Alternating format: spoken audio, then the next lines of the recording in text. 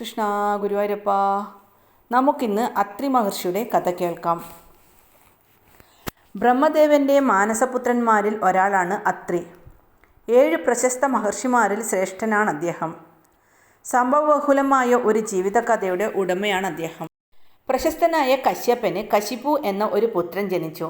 കശിപു പരാക്രമിയായിരുന്നു, ധീരനുമായിരുന്നു, ദൈവവിദ്വേഷിയുമായിരുന്നു. ദൈവനാമം പറയുന്നവരെ കഠിനമായി ദ്രോഹിച്ചു. അവരുടെ നാക്കറുത്ത് ശ്വാനനെ എറിഞ്ഞുകൊടുത്തു.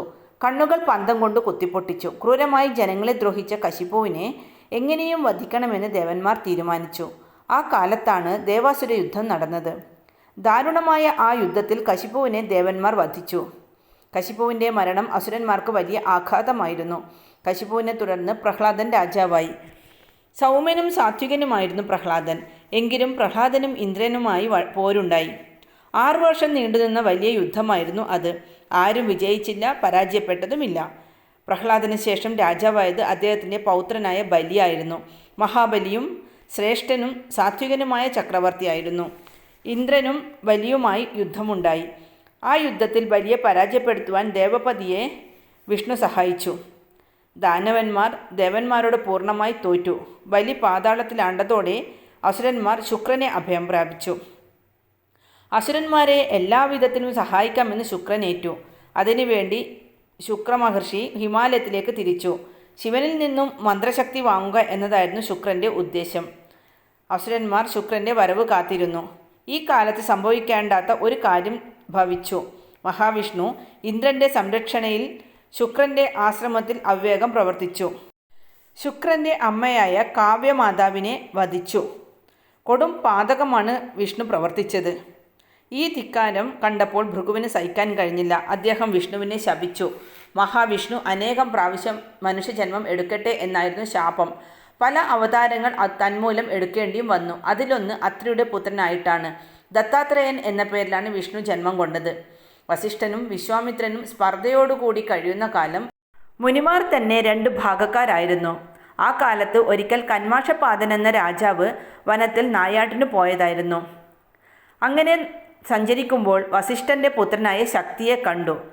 ശക്തിയെ കന്മാഷപാദൻ ബഹുമാനിച്ചില്ല. ഇത് ശക്തിയെ കോപാകുലനാക്കി. അവൻ രാജാവിനെ ശപിച്ചു. ധിക്കാരമേറിയ നിന്റെ കർമ്മം എന്നിൽ അസ്വസ്ഥത നിറച്ചു. ആസുരവൃത്തിയാണ് നീ അനുഷ്ഠിച്ചത്. അതുകൊണ്ട് നീ അസുരനായി ഭവിക്കട്ടെ. ശക്തിയുടെ ശാപമേറ്റ് രാജാവ് അസുരനായി. നരഭോജിയായ കന്മാഷപാദൻ ആദ്യം തിന്നത് ശക്തിയെ തന്നെയായിരുന്നു. താൻ ചെയ്ത ക്രൂരമായ അബദ്ധത്തെക്കുറിച്ച് ആലോചിക്കും മുമ്പ് അസുരൻ്റെ കയ്യിൽ ശക്തി പിഴഞ്ഞു മരിച്ചു. കന്മാഷപാദൻ വിശ്വാമിത്രനെ കണ്ടു. വസിഷ്ഠൻ്റെ കുലം നശിക്കുന്നതിന് വിശ്വാമിത്രൻ ചില ഒത്താശകൾ ചെയ്തു. അസുരൻ രഹസ്യമായി വസിഷ്ഠൻ്റെ ആശ്രമത്തിലെത്തി മഹർഷിയുടെ 100 പുത്രന്മാരെയും മുറയ്ക്ക് ഭക്ഷിച്ചു. പുത്രന്മാരുടെ മരണം വസിഷ്ഠനെ ദുഃഖിതനാക്കി. ശക്തിയുടെ ഭാര്യയായ അദൃശ്യന്തിയും വസിഷ്ഠനും മറ്റൊരാശ്രമം കെട്ടിപ്പാർത്തു. അദൃശ്യന്തി ഗർഭിണിയായിരുന്നു. യഥാകാലം അവൾ പ്രസവിച്ചു. മനോഹരനും സാത്വികനുമായ ഒരു കുഞ്ഞായിരുന്നു അത്. അതിന് പരാശരൻ എന്ന് പേരിട്ടു. പരാശരൻ വളർന്നു. യൗവനമായപ്പോൾ തൻ്റെ പിതാവിനെ കൊന്നത് കന്മാഷപാദൻ എന്ന രാക്ഷസനാണെന്ന് അറിഞ്ഞു. അതോടെ അസുരന്മാരെയെല്ലാം കൊല്ലണമെന്ന മോഹം പരാശരനുണ്ടായി. അദ്ദേഹം അസുരന്മാരെ കൊന്നൊടുക്കുവാൻ രാക്ഷസയജ്ഞം തുടങ്ങി. ഒരു വർഗത്തെ മുഴുവൻ യാഗത്തിൽ കൊല്ലുക ക്രൂരമാണ്. സാത്വികതയ്ക്കും ലോകത്തിൻ്റെ നിലനിൽപ്പിനും ഹാനികരമാണ്. അതിൽ നിന്നും പരാശരനെ പിന്തിരിപ്പിക്കണം. അനേകം മന്ത്രിമാർ പറഞ്ഞു നോക്കി. പക്ഷേ പരാശരൻ പിന്മാറിയില്ല. അവസാനം അത്രി വന്നു. എന്നിട്ട് പറഞ്ഞു, പരാശര, എന്താണ് നീ ചെയ്യുന്നത്? യജ്ഞം പരിശുദ്ധമാണ്, പരമമാണ്. അതിൽ ആസുരത കലർത്തരുത്. ഒരു മരണത്തെ ചൊല്ലി ഒരു വർഗത്തെ നശിപ്പിക്കുന്ന യാഗം നടത്തുകയോ എന്താണ് കാണിക്കുന്നതെന്നറിയാമോ? യാഗം പ്രതികാരം തീർക്കാനുള്ളതല്ല. ഒരാൾ കൊലപാതകം നടത്താൻ യാഗം ചെയ്യുകയാണെന്ന് വന്നാൽ മനസ്സിൻ്റെ നിർമ്മലത എങ്ങനെ സൂക്ഷിക്കും? അതുകൊണ്ട് പിന്തിരിയുക. അത്രിയുടെ ഉപദേശപ്രകാരം പരാശരൻ യജ്ഞത്തിൽ നിന്നും മാറി. അത്രി മഹർഷിയും ഭാര്യയും കൂടെ ഒരിക്കൽ വനവാസത്തിന് പോകുവാൻ ഒരുങ്ങി. ഈ സമയത്ത് ദരിദ്രയായ മുനിപത്നിക്ക് വളരെ ദുഃഖം തോന്നി. താൻ യാത്രയ്ക്ക് പോകുമ്പോൾ മക്കൾക്കും ഒന്നും വീതിച്ചു കൊടുക്കുവാനില്ലല്ലോ എന്നായിരുന്നു അവരുടെ ദുഃഖം. അത്രിയോടവർ തൻ്റെ മനപ്രയാസം പറഞ്ഞു. പരിഹാരമായി അത്രിയുടെ ഭാര്യ തന്നെ മാർഗവും നിർദ്ദേശിച്ചു. വൈന്യൻ എന്ന രാജാവിൻ്റെ അടുക്കൽ ചെന്ന് കുറേ ധനം ചോദിക്കുക. അദ്ദേഹം തരാതിരിക്കുകയില്ല. അത്രി മഹർഷി ഭാര്യയുടെ നിർബന്ധത്തിന് വഴങ്ങി വൈന്യൻ്റെ യാഗശാലയിൽ ചെന്നു. വൈന്യനെ പുകഴ്ത്തി പറഞ്ഞു, രാജാക്കന്മാരിൽ കുലപതിയാണ് വൈന്യൻ എന്നുവരെ അത്രിയുടെ പ്രശംസ നീണ്ടുപോയി. പക്ഷേ ഇത് വൈന്യന് ഇഷ്ടപ്പെട്ടില്ല. വൈന്യൻ പറഞ്ഞു, മഹർഷിയെ, താങ്കൾ ഇപ്പോൾ പറഞ്ഞത് ശരിയല്ല. യഥാർത്ഥത്തിൽ രാജാക്കന്മാരുടെ കുലപതി ഞാനല്ല, ദേവേന്ദ്രനാണ്. വൈന്യൻ പറഞ്ഞത് അത്രിക്ക് രസിച്ചില്ല. രണ്ടുപേരും തമ്മിൽ വമ്പിച്ച തർക്കമുണ്ടായി. അവസാനം അവർ ഒരുമിക്കുന്നതിന് വേണ്ടി സനൽകുമാര മുനിയുടെ അടുക്കൽ പോകേണ്ടി വന്നു. മുനി അവരെ യാഥാർത്ഥ്യം പറഞ്ഞു മനസ്സിലാക്കി. സന്തോഷവാനായ വൈന്യൻ അത്രിക്ക് ധാരാളം ധനം നൽകി. അദ്ദേഹം അത് ഭാര്യയെ ഏൽപ്പിച്ചു. സമ്പത്ത് മക്കൾക്ക് വീതിച്ചു കൊടുത്തിട്ട് അവർ വനത്തിലേക്ക് പുറപ്പെട്ടു.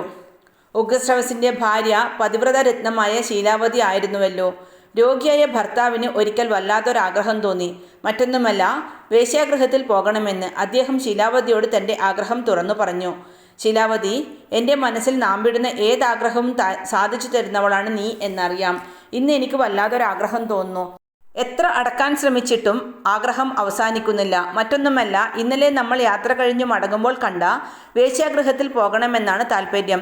നീ എന്നെ എത്രയും വേഗം എടുത്തുകൊണ്ടു പോയാലും കാമികൾക്ക് കാലതാമസം കഠിനമാണ്. അങ്ങ് എന്താണ് പറയുന്നത്? അങ്ങേപ്പോലുള്ള ഒരു മഹാശയന് ഒരിക്കലും ചെല്ലാനാവാത്ത ഗൃഹമാണത്.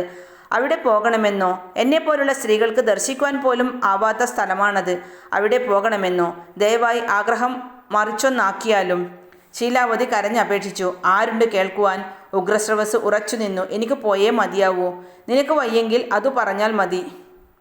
യഥാർത്ഥ ഭാര്യയുടെ ലക്ഷണം ജനം അറിയട്ടെ. നാഥ, കെടുവാക്കുകൾ പറയല്ലേ. അങ്ങയുടെ ഏത് അഭിലാഷവും സാധിച്ചു തരുവാൻ ഈ ശീലാവതിക്ക് ഒരുക്കമാണ്. ഞാൻ അങ്ങയെ കൊണ്ടുപോകാം. അങ്ങനെ അവർ വേശ്യാഗൃഹത്തിലേക്ക് യാത്രയായി. ഉഗ്രശ്രവസിനെ ശീലാവതി തോളിലേറ്റി. അവർ പതുക്കെ വേശ്യാഗൃഹത്തിനടുത്തെത്തി. നൃത്തത്തിൻ്റെ ചിലമ്പൊലി കേട്ടു. യുവതികളുടെ ചിരിയും അട്ടഹാസവും മുഴങ്ങുന്നതും അവർ ശ്രവിച്ചു. ഉഗ്രശ്രവസ് പറഞ്ഞു, ശീലാവതി, രോഗിയായ എന്നെ അവർ ധിക്കരിക്കും എന്നല്ല, കളിയാക്കി പുറത്താക്കുകയും ചെയ്യും. അതോർത്തപ്പോൾ വികാരമെല്ലാം പോയി. നമുക്ക് തിരിച്ചു പോകാം. അവർ തിരികെ നടന്നു. അണിമാണ്ഡവ്യൻ എന്ന മുനി അവരുടെ മാർഗമധ്യത്തിൽ ഒരു മരത്തിൽ തല കീഴായി കിടന്ന് തപസ്സനുഷ്ഠിക്കുകയായിരുന്നു. രാത്രി ആയതുകൊണ്ട് ഒഴിഞ്ഞു നടക്കാൻ പറ്റിയില്ല.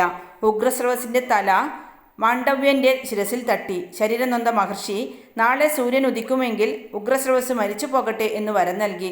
ഇതു കേട്ട് ആർത്തിയായ ശീലാവതി നാളെ സൂര്യൻ ഉദിക്കാതെ പോകട്ടെ എന്നും ശപിച്ചു. പിറ്റേന്ന് പ്രഭാതമായി. പക്ഷേ ഇരുട്ടു മാറിയില്ല. സൂര്യൻ ഉദിച്ചതുമില്ല. സൂര്യൻ ഉദിക്കാതെ വന്നതോടെ പ്രപഞ്ചത്തിൻ്റെ ചലനക്രമം അവതാളത്തിലായി. ശീലാവതിയുടെ ശാപം പിൻവലിക്കാതെ സൂര്യൻ ഉദിക്കുവാൻ തയ്യാറായില്ല. എങ്ങനെയും ശാപം മാറണം. ത്രിമൂർത്തികൾ അത്രിയുടെ ആശ്രമത്തിൽ ചെന്നു. വിവരങ്ങൾ വിശദമായി അത്രിയെയും ഭാര്യ അനസൂയയും ധരിപ്പിച്ചു. അത്രിയും ഭാര്യയും കൂടി ശീലാവതിയെ വന്നു കണ്ടു. കാര്യങ്ങൾ ബോധ്യപ്പെടുത്തി. ഭർത്താവിനെ ജീവിപ്പിച്ചു കൊള്ളാമെന്ന് വാക്കുകൊടുത്തു. അതിനനുസരിച്ച് ശീലാവതി ശാപം പിൻവലിച്ചു. സൂര്യൻ ഉദിച്ചു. മഹത്തായ ഈ കർമ്മം നടത്തിയതിന് അനസൂയയോട് വരം വാങ്ങിക്കൊള്ളുവാൻ ത്രിമൂർത്തികൾ പറഞ്ഞു. ത്രിമൂർത്തികൾ തൻ്റെ മക്കളായി ജനിക്കണമെന്നവർ വരം ചോദിച്ചു. ബ്രഹ്മ, വിഷ്ണു, മഹേശ്വരന്മാർ സന്തോഷത്തോടെ അത് സമ്മതിച്ചു. വിഷ്ണു ദത്താത്രേയനായി ജനിച്ചു. ഒരിക്കൽ സംഗതിവശാൽ ശിവൻ ദേവന്മാരോട് കോപിച്ചു. കഠിനമായ മഹേശകോപത്തെ തടഞ്ഞു നിർത്തുവാൻ ദേവന്മാർക്ക് കഴിഞ്ഞില്ല. അവർ പ്രാണഭയത്തോടെ ഓട്ടം പിടിച്ചു.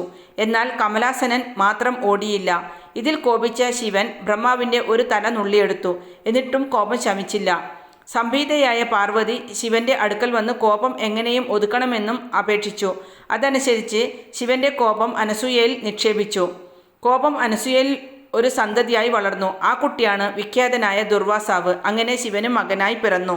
ഒരിക്കൽ ബ്രഹ്മാവ് സൃഷ്ടി നടത്തിക്കൊണ്ടിരുന്നപ്പോൾ മനസ്സിൽ കാമവികാരങ്ങളുണ്ടായി. ആ വികാരത്തിൽ നിന്നാണല്ലോ സരസ്വതി ജനിച്ചത്. വികാരം തീവ്രമായി നിന്നതിനാൽ സരസ്വതിയോട് പോലും ബ്രഹ്മദേവന് കാമം ജനിച്ചു. എന്നാൽ ബ്രഹ്മന് ഇത്തരമൊരു മനസ്സ് തനിക്കുണ്ടാക്കി തന്ന കാമദേവനോട് അമർഷം തോന്നി. കാമൻ ശിവന്റെ നേത്രാഗ്നിയിൽ ചാമ്പലാവട്ടെ എന്ന് ശപിച്ചു. ശാപത്തിൽ ഭയന്ന് കാമൻ മാറിപ്പോയി. എങ്കിലും വികാരം തീവ്രമായിരുന്നു. ആ വികാരത്തെ ബ്രഹ്മൻ അനസൂയയിൽ വച്ചു. അത്ര വലിയ വികാരം വഹിക്കുവാൻ കഴിയാത്തതുകൊണ്ട് അനസൂയ അത് ഭർത്താവിന് തിരികെ നൽകി. എന്നാൽ വികാരോദ്രേക നിമിത്തം അത്രിയുടെ കണ്ണിൽ നിന്നും ചന്ദ്രൻ രൂപത്തിൽ അത് പുറത്തേക്ക് വന്നു. ചന്ദ്രോദയത്തിൽ മനുഷ്യരാശിക്കെന്നും വികാരമുണ്ടാവാൻ അത് കാരണമാവട്ടെ എന്ന് അനസൂയ പറയുകയും ചെയ്തു. അങ്ങനെ ചന്ദ്രനായി ബ്രഹ്മാവും ജനിച്ചു.